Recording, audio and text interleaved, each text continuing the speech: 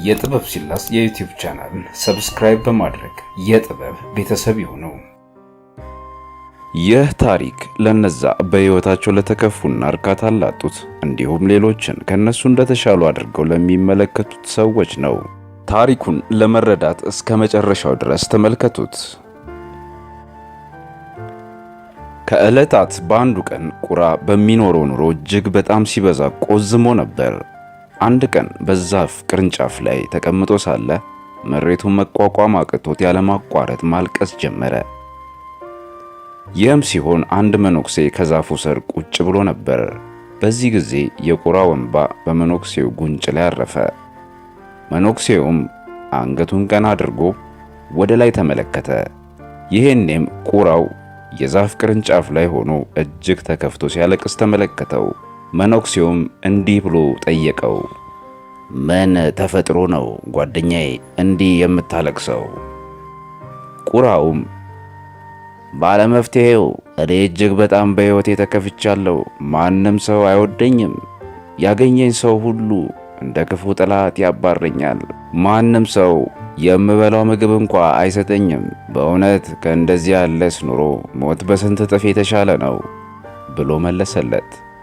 መነኩሴውም ቁራው ያለውን ካዳመጠ በኋላ ልቡ በርህራሄ ተሞላ። ቁራውንም እንዲህ አለው፣ ጓደኛዬ በምንም አይነት ሁኔታ ውስጥ እንኳ ብትሆን ደስተኛ መሆንን መማር ይኖርብሃል። ነገር ግን ቁራው መነኩሴው የተናገረውን የጥበብ ቃል ስላላስተዋለ ማልቀሱን ቀጠለ። ማልቀሱን የቀጠለውን ቁራም ያየው መነኩሴ በቃ አትከፋ፣ ይብቃህ። ምን መሆን እንደምትፈልግ ንገረኝ፣ ጥበቤን ተጠቅሜ የምትፈልገውን አድርግሃለሁ አለው። ቁራውም በጣም ተደሰተ። ከዛም የተባረክ ሆይ መልካም ልታደርግልኝ ፍቃድ ከሆነ እባክህ ዳክዬ አድርገኝ አለው። መነኩሴውም ቁራው ባለው ተስማምቶ እሺ ዳክዬ አድርግሃለሁ፣ ከዚያ በፊት ግን ወደ ዳክዬ ሄደና በሕይወቱ ደስተኛ መሆኑን ወይም አለመሆኑን ጠይቀውና ና፣ እስክትመጣ ድረስ እዚህ ሆኜ እጠብቅሃለሁኝ። ቁራውም በደስታ እየበረረ ዳክዬውን ለማግኘት ሄደ።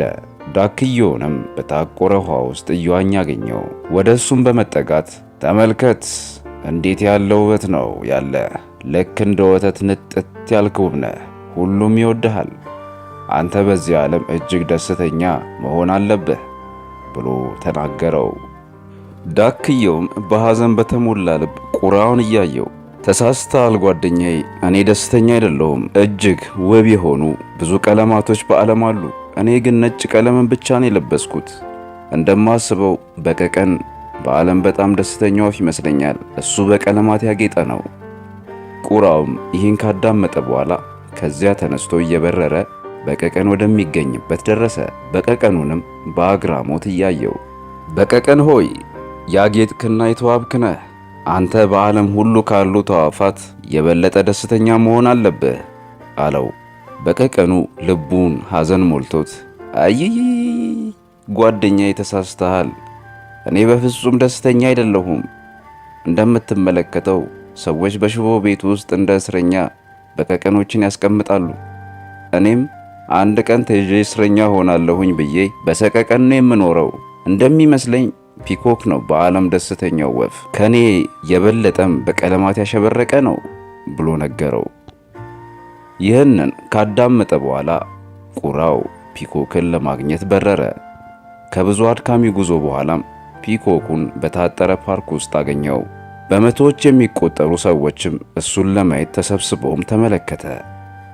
ሰዎቹም ከአካባቢው ከሄዱ በኋላ ቁራው ፒኮክን ቀርቦት በመደነቅ እያየው ውድ ፒኮክ፣ አንተ እጅግ የተዋብክ ነህ። በየቀኑ በሺዎች የሚቆጠሩ ሰዎች ሊያዩህ ወደ አንተ ይመጣሉ። እኔን ግን ተመልከተኝ። ሰዎች ልክ እንዳዩኝ ባገኙት ነገር ወርውረው በፍጥነት ያባሩኛል። ይመስለኛል በዚህ ዓለም ደስተኛው አዕዋፍ ነህ አለው። ፒኮክ በማዘን እንዲህ ብሎ መለሰለት፣ ሁሌም በዓለም ከሚገኙ አዕዋፋት በጣም ውብና ደስተኛ እንደሆንኩ አስብ ነበር። ነገር ግን በውበቴ የተነሳ በዚህ ፓርክ ውስጥ እስረኛ ሆኛለሁ። ሰዎች በቀለማት ያጌጠውን ላባዬን ለተለያዩ አገልግሎቶች በሚነቅሉት ጊዜ በህመም ሰቃያለሁኝ። ፒኮኩም በረጅሙ ከተነፈሰ በኋላ እና ጓደኛዬ እኔ ደስተኛ አይደለሁም አለው። ቁራው ከፒኮኩ ይህን ሲሰማ ተገረመና እና አንተ ደስተኛ ካልሆንክ ታዲያ በዓለም ላይ ደስተኛው አፍ ማን ይመስልሃል ብሎ ጠየቀው። ፒኮኩም ፓርኮን በደንብ አስተውዬና አጥንቼ እንደተረዳሁት አንተ ቁራው ብቻ ነህ ታስረህ በሽቦ ጎጆ ውስጥ ያልተቀመጥከው። ሰዎች አንተን ለማጥመድም ሆነ ለመያዝ ጥረት ሲያደርጉም አላየሁም። እናም ባለፉት ጥቂት ቀናቶች ሳስብ የነበረው እኔ ቁራም በሆን ኖሮ በየትኛውም ቦታ መኖር እችል ነበር ብዬ ነበር። እንዲሁም ነፃ ሆኜ እንደፈለግኩት እኖር ነበር አልኩኝ። ይህንንም ከሰማ በኋላ ቁራው ከዛ ተነስቶ በረረ።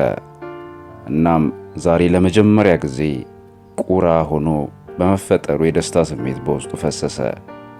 ደስም አለው። መነኩሴው ወዳለበትም ዛፍ ጋር ደርሶ ቅርንጫፉ ላይ ከተቀመጠ በኋላ ጠቢቡ ሆይ ሌላ ምንም መሆንን አልፈልግም፣ እንደዚሁ እንዳለው መሆን ይሻለኛል ብሎ ነገረው። ሕይወታችንን በጥሞና ካስተዋልነው ይህ የእኛም ችግር ሆኖ እናገኘዋለን። ከሌሎች ጋር ያልተገባ ንጽጽርን እናደርጋለን። በዚህም እንከፋለን፣ ራሳችንንም እንረግማለን። ስለዚህም ወደ ሌለን ነገር ከማተኮር ይልቅ ባለን ነገር ረክተን ተደስተን መኖርን መማር ይኖርብናል። ሁሌም ቢሆን ካንተ የበዛ ወይም ያነሰ ነገር ያለ ይኖራልና ራስን ከሌላው ጋር ማነጻጸርን የምትቀጥል ከሆነ ደግሞ በፍጹም ደስተኛ መሆን ያቅታል። በዚህች ዓለም ደስተኛ የሆነ ሰው ባለው ረክቶ የሚኖር ነው። እናም ይህ የሕይወታችሁ መመሪያ ይሁን። ይህ የጥበብ ሲላስ አነቃቂና አስተማሪ ቻናል ነው። ሁሌም ባላችሁ ረክታችሁ ደስተኛ ሆናችሁ ኑሩልኝ። በቀጣዩ ቪዲዮ እስክንገናኝ በቸር ሰንብቱልኝ።